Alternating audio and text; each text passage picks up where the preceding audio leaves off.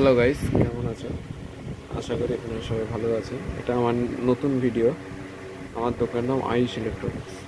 আপনারা দেখতেই পাচ্ছেন সনি DZ350 একটা হোম থিয়েটার সিস্টেম এসছে। এটা বাসে লাগানো ছিল। এটা এখন প্রবলেম হচ্ছে, কাস্টমার যেটা বললো যে এটা চলতে চলতে ধোঁয়া বেরিয়ে গেছে, তারপর সেট বন্ধ হয়ে গেছে। এখন দেখা যাক এটা কি ফল্ট আছে। আপনারাও যদি এরকম হোম থিয়েটার হোক, টিভি হোক, যদি আপনারা সারতে চান, আমার ডেসক্রিপশানে অ্যাড্রেস দেওয়া থাকছে আর মোবাইল নাম্বার দেওয়া থাকছে, আপনারা ফোন করতে পারবেন, প্লাস আসতেও পারবেন।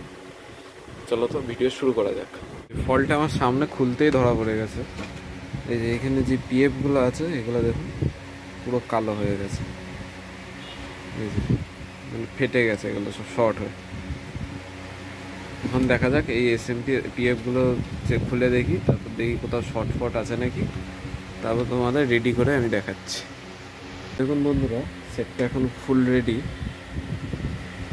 এটা শর্টিং বলছিল, ওই পিএফগুলো খারাপের জন্য শর্টিং বলছিল, তা পিএফগুলো তুলে দিয়েছি, আমি নতুন পিএফ লাগিয়ে দেবো।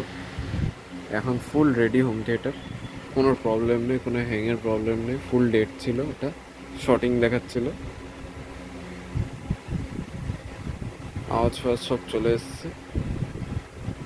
বন্ধুরা, তোমরা যদি এরকম ডিভিডি হোম থিয়েটার বা যে কোনো হোম থিয়েটার টিভি হোক, তোমাদের যদি খারাপ হয়ে থাকে, তুমি আমার অ্যাড্রেসে বা আমার কাছে নিয়ে আসতে পারো। এরকম আরও ভিডিও দেখার জন্যে সাবস্ক্রাইব অ্যান্ড বেল আইকনটা চালিয়ে রাখো, যাতে তোমাদের ফোনের নোটিফিকেশানটা যাতে আসে, আর লাইক অ্যান্ড শেয়ার করতে ভুলো না। থ্যাংক ইউ বন্ধুরা।